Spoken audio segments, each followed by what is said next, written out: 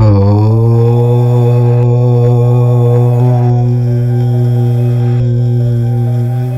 నెల 5వ తేదీన కార్తీక పౌర్ణమి రాబోతోంది. ఇది కార్తీక మాసంలోనే అత్యంత మహిమాన్వితమైన రోజు. ఈ రోజు అందరూ ఎంతో శ్రద్ధగా 365 వత్తుల దీపాన్ని వెలిగిస్తారు. ఈ దీపం పెడితే సంవత్సరమంతా దీపం పెట్టిన ఫలితం వస్తుందని శాస్త్రాలు చెప్తూ ఉన్నాయి. అయితే ఆడవాళ్ళు ఇలా 365 వత్తులు వెలిగించేటప్పుడు ఒక ప్రత్యేకమైన రంగులో ఉండే చీర కట్టుకుంటే స్వయంగా ఆ పరమేశ్వరుడే మీ ఇంట్లో కోట్ల వర్షం కురిపిస్తాడు. భర్తకు ఆదాయం పెరుగుతుంది, దీర్ఘ సుమంగళి యోగం కలుగుతుందని శాస్త్రాలు చెప్తూ ఉన్నాయి. కార్తీక మాసం మొత్తం హరిహరులకు ప్రీతిపాత్రమైనది. అయినా కార్తీక పౌర్ణమికి ఉన్న ప్రాముఖ్యత మాటల్లో వర్ణించలేనిది. ఈ ఒక్కరోజు చేసే పూజ, వెలిగించే దీపం, చేసే దానం సంవత్సరమంతా చేసిన పుణ్యఫలాన్ని అందిస్తుందని శాస్త్రాలు చెప్తూ ఉన్నాయి. ముఖ్యంగా ఈ రోజున స్త్రీలు 365 వత్తులతో దీపారాధన చేయటం అనేది ఒక అద్భుతమైన సాంప్రదాయం. సంవత్సరం పొడుగునా ఉన్న 365 రోజులకు ప్రత్యేకగా ఆ ఒత్తులను వెలిగించి మన జీవితంలోని చీకట్లను, పాపాలను, కష్టాలను తొలగించి రాబోయే సంవత్సరమంతా వెలుగులు నింపమని ఆ పరమేశ్వరుణ్ణి వేడుకోవటం దీనిలోని అంతరార్థం. అయితే ఈ పవిత్రమైన కార్తీక పౌర్ణమి నాడు ఆ 365 వత్తులు వెలిగించే సమయంలో ఆడవాళ్ళు ధరించే చీర రంగుకు కూడా అత్యంత ప్రాధాన్యత ఉంది. మీరు కట్టుకునే చీర రంగును బట్టి మీ పూజాఫలం రెట్టింపు అవుతుంది. సరైన రంగు చీరను ధరించి దీపం వెలిగిస్తే సాక్షాత్తు ఆ పరమేశ్వరుడే ప్రసన్నుడై మీ ఇంట్లో కోట్ల వర్షం కురిపిస్తాడు. మీ భర్త చేసే ప్రతి పనిలో విజయం చేకూరుతుంది. ఆయనకు డబ్బే డబ్బు. మీరు వద్దన్నా కూడా ధనలక్ష్మి మీ ఇంటికి ప్రవాహంలా వచ్చి పడుతుంది. మరి ఇంతకీ కార్తీక పౌర్ణమి రోజు ఏ రంగు చీరను కట్టుకుని 365 వత్తుల దీపాన్ని పెట్టాలి అనే విషయాన్ని ఇప్పుడు మనం ఈ వీడియోలో వివరంగా తెలుసుకుందాం. ఫ్రెండ్స్, ఫస్ట్ అయితే కామెంట్ బాక్స్లో ఓం నమః శివాయ అని కామెంట్ చేయండి. అలాగే ఈ వీడియోకి ఒక లైక్ కొట్టి మాకు సపోర్ట్ చేయండి. కార్తీక పూర్ణిమ హిందువులు జరుపుకునే పెద్ద పండుగ. ఈ పండుగ రోజు శివుడికి ప్రత్యేక అభిషేకాలు చేస్తారు. దేశవ్యాప్తంగా ఉన్న శివాలయాలు శివనామ స్మరణతో మారుమోగుతాయి. ఈ పూర్ణిమ గురించి ప్రాచీన గ్రంథాలలో అనేక విధాలుగా అభివర్ణించారు. కార్తీక మాసంలో వచ్చే పూర్ణిమను కార్తీక పూర్ణిమ అంటారు. ఈ కార్తీక పౌర్ణమి అనేది హరిహరాదులకు అత్యంత ప్రీతికరమైన మాసం. ఈరోజు దీపారాధనకు విశేష ప్రాముఖ్యత ఉంటుంది. శివ, విష్ణు దేవాలయాలు రెండింటా ఈరోజు నిండుగా దీపాలు వెలిగిస్తారు. విష్ణు ఆలయాలలో గోపురం మీద, ధ్వజస్తంభం ఎదుట, తులసికోట దగ్గర, దేవుడి సన్నిధిలోనూ ప్రమ్మిదల్లో, ఉసిరికాయల మీద, బియ్యపిండితో చేసిన ప్రమ్మిదలలో ఇలా రకరకాలుగా దీపాలు వెలిగిస్తారు. ఈ దీపాలను చక్కగా గంధము, కుంకుమ, పూలతో అలంకరిస్తారు. ఈరోజు ఆరిపోతున్న దీపంలో నూనె పోసిన పుణ్యమే. అంతేకాదు ఈరోజు అరటి దొన్నెల్లో కూడా దీపాలు వెలిగించి చెరువులలో, నదులలో మొదలగు జలవనార్లలో విడిచిపెడతారు. ఈ రోజున మహాశివుడికి నమక, చమక, మహాన్యాస ఏకాదశ రుద్రాభిషేకాలు చేయిస్తే ఆ బోలా శంకరుడు ప్రసన్నుడవుతాడు అని పురాణాలలో చెప్పబడుతుంది. ఈరోజు ప్రత్యేకంగా 365 వత్తులతో దీపం వెలిగిస్తారు. ఇలా దీపం పెడితే సంవత్సరమంతా దీపారాధన చేసిన ఫలితం వస్తుందని శాస్త్రాలు చెప్తూ ఉన్నాయి. కార్తీక పౌర్ణమి రోజంతా కూడా ఉపవాసం ఉండి సాయంత్రం 365 వత్తులతో కూడిన దీపాన్ని వెలిగిస్తారు. రోజుకు ఒక్క ఒత్తి చొప్పున ఏడాది మొత్తాన్ని సూచిస్తాయి ఈ ఒత్తులు. ఈ 365 ఒత్తులను కొందరు ఆలయాల్లో వెలిగిస్తారు. ఆ వీలు లేని వారు ఇంటిలోనే దేవుని ముందు లేదా తులసి కోట ఎదుట వెలిగిస్తారు. ఇక కార్తీక పౌర్ణమి నాడు 365 వత్తుల దీపం వెలిగించేటప్పుడు స్త్రీలు ప్రత్యేకమైన రంగులో ఉండే చీర కట్టుకుంటే అష్టైశ్వర్యాలు సిద్ధిస్తాయి అని శాస్త్రాలు చెప్తూ ఉన్నాయి. ఎందుకంటే రంగులకు మన అదృష్టానికి చాలా దగ్గర సంబంధం ఉంది. ప్రతి రంగుకు ఒక ప్రత్యేకమైన శక్తి, ఒక వైబ్రేషన్ ఉంటుంది. పవిత్రమైన రోజుల్లో మనం ధరించే వస్త్రాల రంగులు మనం చేసే పూజల నుండి వచ్చే దైవిక శక్తిని గ్రహించి మన శరీరానికి, మనసుకు అందిస్తాయి. అందుకే సరైన రంగులను ఎంచుకోవటం చాలా ముఖ్యం. కార్తీక పౌర్ణమి నాడు ఆడవాళ్ళు పొరపాటున కూడా కట్టుకోకూడని రంగులు 2 ఉన్నాయి. అవే నలుపు మరియు నీలం. నలుపు రంగు శని భగవానుడికి, రాహువుకు ప్రతీక. ఇది తపస్సును, నిరాశను, నెగిటివ్ ఎనర్జీని ఆకర్షిస్తుంది. మనం దీపాలు వెలిగించి చీకటిని ప్రారద్రోలి వెలుగును ఆహ్వానిస్తూ ఉంటే నలుపు రంగు దానికి వ్యతిరేకంగా పనిచేస్తుంది. అది దైవిక కాంతిని మన దరి చేరనీయకుండా అడ్డుకుంటుంది. శుభకార్యాలకు, పండుగలకు, పూజలకు నలుపు రంగును ధరించటం మన సాంప్రదాయంలో నిషిద్ధం. కాబట్టి ఎంత ఖరీదైన చీర అయినా, ఎంత ఇష్టమైనది అయినా కార్తీక పౌర్ణమి పూజకు నలుపు రంగు చీరను లేదా నలుపు రంగు అంచు ఉన్న చీరను కూడా కట్టుకోకండి. ఇక రెండవది నీలం రంగు. నీలం రంగు కూడా శనికి సంబంధించినదే. చూడడానికి అందంగా ఉన్నప్పటికీ శుభకార్యాలకు, ముఖ్యంగా ఐశ్వర్యాన్ని, సౌభాగ్యాన్ని కోరుతూ చేసే లక్ష్మి, శివ పూజలకు ఈ రంగు అంత శ్రేయస్కరం కాదు. కాబట్టి ఈ రెండు రంగులకు కార్తీక పౌర్ణమి రోజున దూరంగా ఉండటం ఉత్తమోత్తమం. మరి ఏ రంగు చీర కట్టుకుంటే ఆ పరమశివుడు ప్రసన్నుడై ఐశ్వర్యాన్ని కురిపిస్తాడు అనే విషయానికి వస్తే, శాస్త్రాల ప్రకారం రెండు రంగులు అత్యంత శక్తివంతమైనవి మరియు శుభప్రదమైనవి. అవే ఆకుపచ్చ రంగు మరియు గులాబీ రంగు. మొదటగా ఆకుపచ్చ రంగు గురించి మాట్లాడుకుందాము. ఆకుపచ్చ రంగు ప్రకృతికి, పచ్చదనానికి, ఫలవద్దకానికి సంకేతం. ఇది బుధగ్రహానికి సంబంధించిన రంగు. బుధుడు తెలివితేటలకు, వ్యాపారానికి, ధనానికి కారకుడు. ఆకుపచ్చ రంగు ధరించటం వల్ల మనలో పాజిటివ్ ఎనర్జీ పెరుగుతుంది. సాక్షాత్తు ఆ జగన్మాత అయిన పార్వతీదేవిని పచ్చ యమున్ అని పిలుస్తారు. అమ్మవారికి ఆకుపచ్చ రంగంటే ఎంతో ఇష్టం. మనం ఆకుపచ్చ రంగు చీరను ధరించి శివయ్యకు దీపారాధన చేస్తే మనల్ని చూసి పార్వతీదేవి మురిసిపోతుంది. తన భక్తురాలు ఇంత శ్రద్ధగా తనకి ఇష్టమైన రంగు చీర కట్టుకుని తన భర్తను పూజిస్తుందని ఆనందించి మన కోరికలను నెరవేర్చమని ఆ పరమేశ్వరుడికి స్వయంగా సిఫారసు చేస్తుంది. అప్పుడు ఆ భోలా శంకరుడు కాదంటాడా? వెంటనే ప్రసన్నుడై మన ఇంటిని సిరి సంపదలతో నింపివేస్తాడు. ఆకుపచ్చ రంగు ధరించటం వల్ల కుటుంబంలో శాంతి, భర్త ఉద్యోగ వ్యాపారాలలో అభివృద్ధి, సంతాన సౌభాగ్యం కలుగుతాయి. అయితే ఇక్కడ ఒక ముఖ్యమైన విషయం గుర్తుంచుకోవాలి. మీరు కట్టుకునే ఆకుపచ్చ రంగు చీరలో ఎక్కడా కూడా నలుపు రంగు డిజైన్ కానీ, అంచు కానీ, పైట కానీ ఉండకూడదు. స్వచ్ఛమైన ఆకుపచ్చ లేదా ఇతర శుభప్రదమైన రంగులతో కలిసిన చీరను ఎంచుకోవాలి. నలుపు రంగు మిక్స్ అయితే ఆకుపచ్చ రంగు ఇచ్చే శుభ ఫలితాలు తగ్గిపోతాయి. ఇక రెండవ శుభప్రదమైన రంగు గులాబీ రంగు, అంటే పింక్ కలర్. గులాబీ రంగు ప్రేమకు, ఆనందానికి, సౌందర్యానికి ప్రతీక. ఇది మహాలక్ష్మీదేవికి అత్యంత ప్రీతిపాత్రమైన రంగు. కార్తీక పౌర్ణమి హరిహరాదులిద్దరికీ ఇష్టమైన రోజు కాబట్టి శివయ్యతో పాటు లక్ష్మీ నారాయణుల అనుగ్రహం కూడా పొందాలంటే గులాబీ రంగు చీరను ధరించటం చాలా మంచిది. ఈ రంగు మనసుకు ప్రశాంతతను ఇస్తుంది, భార్యాభర్తల మధ్య అన్యోన్యతను పెంచుతుంది. గులాబీ రంగు చీర కట్టుకుని 365 ఒత్తుల దీపారాధన చేయటం వల్ల ఇంట్లోకి లక్ష్మీదేవి ఆకర్షితురాలై వస్తుంది. మీ ముఖంలో ఒక ప్రత్యేకమైన కళ, తేజస్సు వస్తాయి. ఈ రంగు సకల శుభాలను ఆకర్షించే శక్తిని కలిగి ఉంటుంది. గులాబీ రంగు చీరలో కూడా నలుపు లేదా నీలం రంగుల కలయిక లేకుండా చూసుకోవటం చాలా ముఖ్యం. కాబట్టి ఈరోజు ఆకుపచ్చ లేదా పింక్, ఈ రెండు రంగుల్లో ఏదో ఒక రంగులో ఉండే చీరను కట్టుకోండి. చీర అనే కాదు, డ్రెస్సులు వేసుకునేవారు కూడా ఈ రంగులో ఉండే డ్రెస్సులు వేసుకోండి.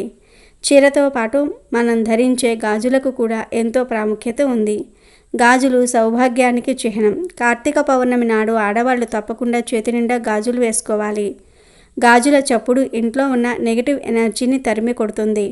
మరి ఏ రంగు గాజులు వేసుకోవాలి అంటే ముఖ్యంగా ఎరుపు మరియు ఆకుపచ్చ రంగు గాజులను ధరించాలి. ఎరుపు రంగు శక్తికి, పరాక్రమానికి, సౌభాగ్యానికి సంకేతం. ఇది సాక్షాత్తు అమ్మవారి స్వరూపం. ఆకుపచ్చ రంగు ముందు చెప్పుకున్నట్లుగానే ఐశ్వర్యానికి, సంతాన సౌభాగ్యానికి ప్రతీక. కాబట్టి చేతి నిండా ఎరుపు, ఆకుపచ్చ రంగు గాజులను కలిపి ధరించి ఆకుపచ్చ లేదా గులాబీ రంగు చీరను కట్టుకుని మీరు 365 ఒత్తుల దీపాన్ని వెలిగించి చూడండి. ఆ సమయంలో మీరే ఒక నడిచే మహాలక్ష్మిలాగా కనిపిస్తారు. పూజకు దైవిక శక్తి తోడవుతుంది. ఆ కాంతిలో మీ శక్తిని చూసిన ఆ త్రిపురాంతకుడు, ఆ గంగాధరుడు చలించిపోతాడు. మీ భక్తికి మెచ్చి మీ కుటుంబాన్ని తన చల్లని చూపులతో కాపాడుతాడు. మీ భర్తకు ఆరోగ్యాలను, ఉద్యోగ వ్యాపారాలలో అఖండ విజయాన్ని ప్రసాదిస్తాడు. మీ ఇల్లు ధనధాన్యాలతో, సిరి సంపదలతో కలకాలం వర్ధిల్లేలాగా దీవిస్తాడు. కాబట్టి స్త్రీలు గుర్తుంచుకుని ఈ రంగు చీర కట్టుకుని కార్తీక పౌర్ణమి దీపాన్ని వెలిగించండి. ఆ పరమేశ్వరుడి కరుణా కటాక్షాలతో మీ జీవితాన్ని బంగారుమయం చేసుకోండి. కష్టాలను తొలగించుకుని దీర్ఘ సుమంగళి యోగాన్ని పొంది ఆనందంగా జీవించండి. 365 ఒత్తులను వెలిగిస్తే సంపూర్ణ ఫలితాలను పొందుతారు. అలా కాకుండా పొరపాట్లు చేస్తే ఎలాంటి ఫలితం రాదు. మరి 365 ఒత్తుల దీపాలను ఎలా వెలిగించుకోవాలి? వెలిగించాక ఏం చేయాలి?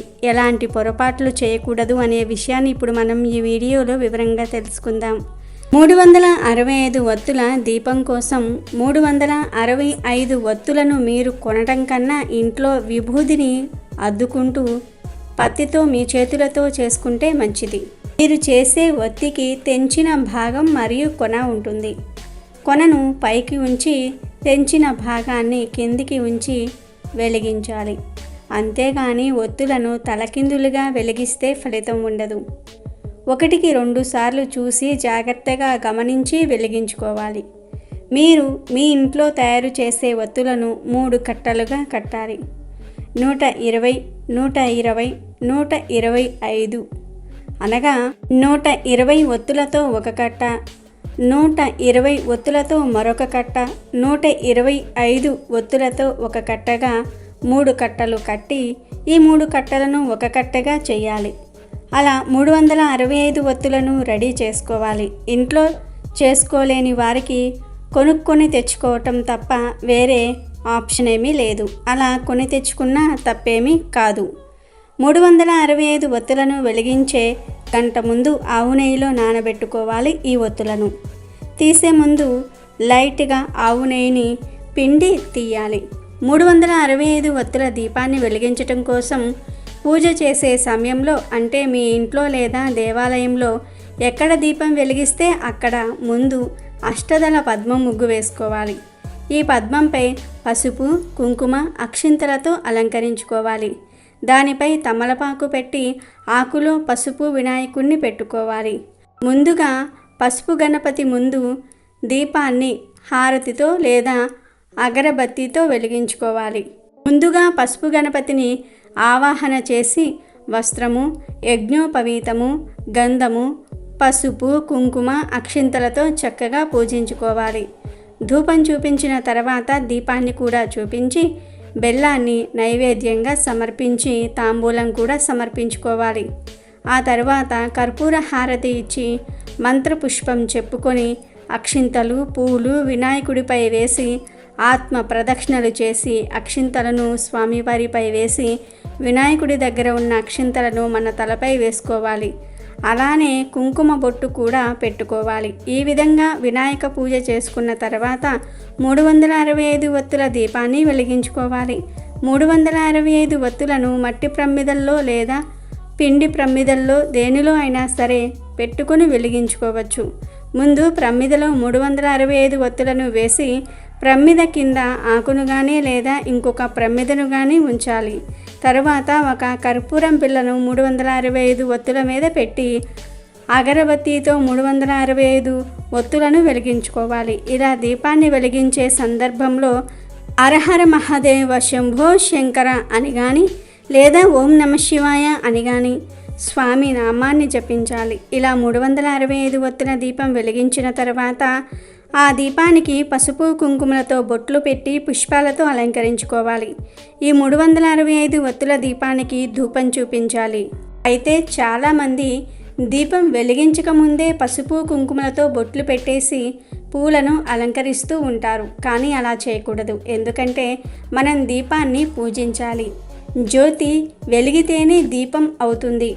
జ్యోతిని వెలిగించకుండా ముందే పసుపు కుంకుమలు పూలు సమర్పిస్తే ఒట్టి ప్రమ్మిదకు పూజ చేసినట్లు అవుతుంది. కనుక ఎవ్వరూ కూడా ఈ పొరపాట్లు చేయకండి. 365 ఒత్తులను వెలిగించక ముందే పసుపు కుంకుమ పూలతో అలంకరణ చేయవద్దు. 365 ఒత్తులను వెలిగించిన తర్వాత మాత్రమే పసుపు కుంకుమ పూలతో అలంకరణ చేయండి. ఇలా 365 ఒత్తులను వెలిగించిన తర్వాత బెల్లం ముక్కను ఆ దీపానికి సమర్పించాలి. లేదా చలిమిడి, వడపప్పు, పానకము సమర్పించవచ్చు. అలాగే కొబ్బరికాయను కొట్టి నివేదన చేసుకోవాలి. చివరిగా కర్పూర హారతి వెలిగించి ఒత్తులకు చూపించాలి. ఈ ఒత్తులు వెలుగుతున్నంతసేపు కార్తీక పురాణం చదువుకుంటూ ఉంటే చాలా మంచిది. లేదా ఓం నమఃశివాయ అంటూ పరమేశ్వరుని ధ్యానం చేసుకోవాలి. దీపం పెట్టాక 365 ఒత్తులు ఆహుతి అయ్యేదాకా అక్కడ ఉండాలి. అంతేగాని మధ్యలో వదిలేసి వెళ్ళిపోకూడదు.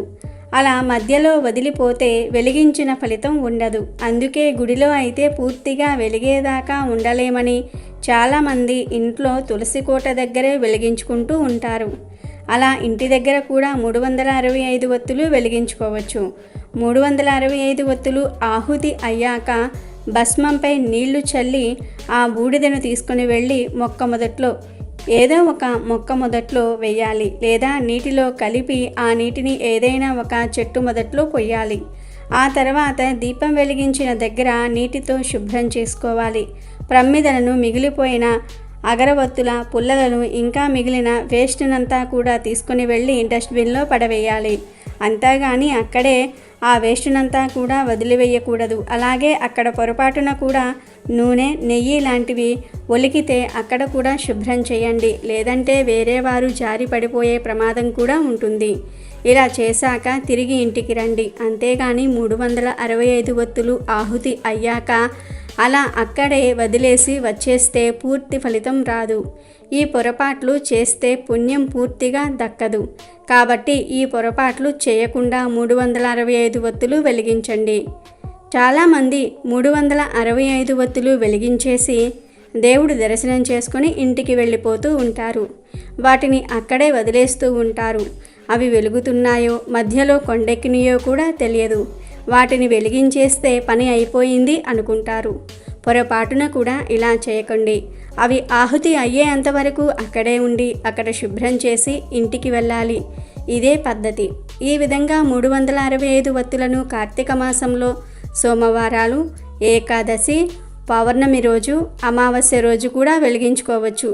ఎవరు వీలుని బట్టి వారు వెసులుబాటును బట్టి వారు ఈ పద్ధతిలో వెలిగించుకోవచ్చు. ఎలాంటి పొరపాట్లు చేయకుండా ఈ 365 ఒత్తులను వెలిగించుకుంటే మీరు 365 రోజులు అంటే సంవత్సరమంతా కూడా దీపాన్ని వెలిగించిన ఫలితాన్ని పొందుతారు.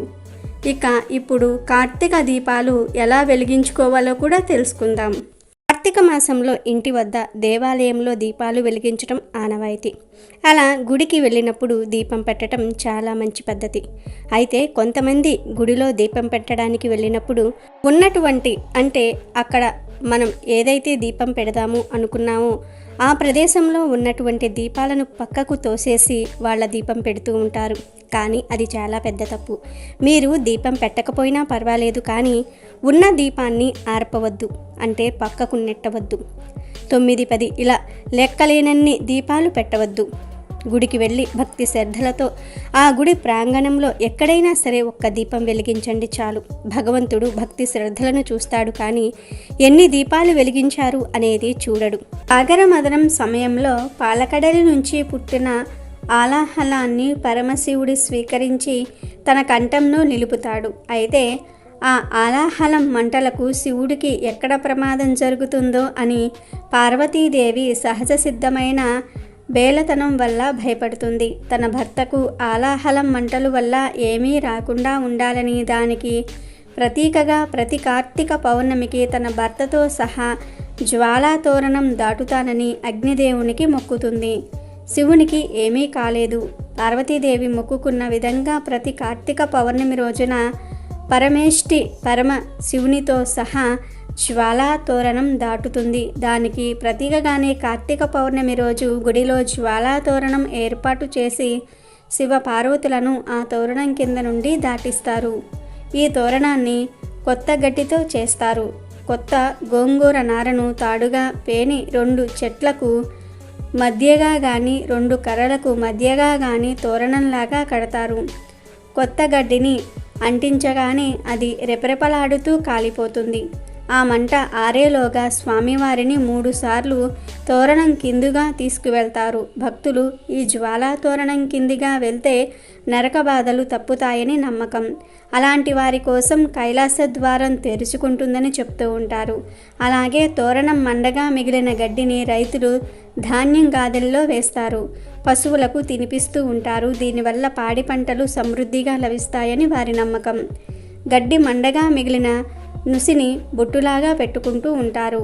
ఆ బొట్టు పెట్టుకోవటం వల్ల నరదృష్టి, భూత ప్రేతాత్మల పీడ ఉండదని వారి నమ్మకం. ఇది అంతా కూడా పెద్దలు చెప్పిందే. దీనిలో తార్కాణానికి చోటు లేదు. పాటిస్తే వచ్చే నష్టమూ లేదు. కానీ తోరణం దాటేటప్పుడు మెలకువగా లేకపోతే అగ్ని ప్రమాదాలు జరగవచ్చు.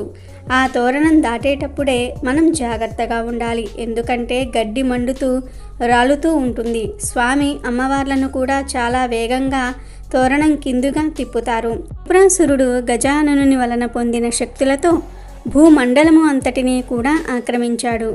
తరువాత అతడు దేవలోకముపై దండయాత్ర చేస్తాడు. ఇంద్రుణ్ణి ఓడిస్తాడు.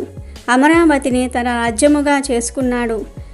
అచ్చటి నుండి త్రిపురుడు బ్రహ్మలోకమునకు దండెత్తడానికి వెళ్తాడు. బ్రహ్మ త్రిపురాసురుడికి భయపడి విష్ణువు యొక్క నాభి కమలములలో లీనమైపోయెను. విష్ణువు కూడా ఆ రాక్షసునికి కనబడకుండా క్షీర సముద్రమునకు చేరుతాడు. ఈ విధంగా త్రిపురాసురుడు బ్రహ్మలోకమును, విష్ణులోకమును ఈ రెండిటినీ కూడా ఆక్రమిస్తాడు. ఇక శివలోకమును ఆక్రమించుకునుటకై అతడు కైలాసమునకు వెళ్తాడు. శివుడు కూడా కైలాసమును వదిలి మందర పర్వతమునకు పారిపోతాడు. తరువాత రసాతలము, సప్త పాతాళ లోకములు త్రిపురాసురుని వశమైపోతాయి.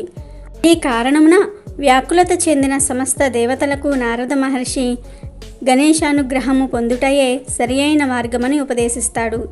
శంకరుడు ఎన్నిసార్లు యుద్ధం చేసినా త్రిపురాసురునిచే ఓడింపబడతాడు. అప్పుడు నారదుడు శివునితో గణేశుణ్ణి పూజించి ఆయన అనుగ్రహము పొందకపోవుట చేతనే ఈ పరాజయము నీకు సంభవించినది గనుక గణేశుణ్ణి పూజించి అతని అనుగ్రహమును సంపాదించుకొనుము అని చెప్పాను. అదిగాక వినాయకుడు త్రిపురాసురుడికి ఇచ్చిన వరము ప్రకారము ఆ రాక్షసుడు శివుని చేతనే చంపబడతాడు కూడా అని శంకరునికి తెలియజేస్తాడు. అప్పుడు శంకరుడు 100 సంవత్సరముల కాలము ఏకాగ్రతతో గణేశుని గూర్చి తపస్సు ఆచరిస్తాడు. విఘ్నేశ్వరుడు ప్రసన్నుడై శివుడికి ఒక బాణం ఇచ్చి తన సహస్ర నామములను శివునకు ఉపదేశిస్తాడు. శివుడు ఆ సహస్ర నామములను జపించి త్రిపురాసురునిపై యుద్ధమునకు బయలుదేరుతాడు. అప్పుడు శంకరుడు పృథ్విని రథముగాను, సూర్యచంద్రులను శంఖములుగాను, బ్రహ్మను రథసారథిగాను, వేదములను గుర్రములుగాను, మెరుపును ధనస్సుగాను, విష్ణువును బాణముగాను చేసుకొనెను. శంకరుడు వినాయక అష్టకమును పఠించి విఘ్నేశ్వరుని యొక్క అభయము పొంది విష్ణువు యొక్క అంశతో కూడిన పాశుపతాస్త్రమును త్రిపురాసురునిపై ప్రయోగిస్తాడు. ఆ అస్త్రముతో త్రిపురములు దహింపబడగా త్రిపురాసురుడు మరణిస్తాడు. అతని శరీరం నుండి ఒక తేజస్సు వెలువడి శంకరునిలో లీనమైపోతుంది. ఆ విధముగా త్రిపురాసురుడు మోక్షమును పొందెను. త్రిపురాసురుని శివుడు సంహరించటంతో దేవతలంతా ఆయనను త్రిపురారి అని పిలిచారు. ఈ సంహారం కార్తీక మాసము పౌర్ణమి నాడు జరిగింది కాబట్టి ఈ రోజును త్రిపురి పూర్ణిమ అని కూడా అంటారు.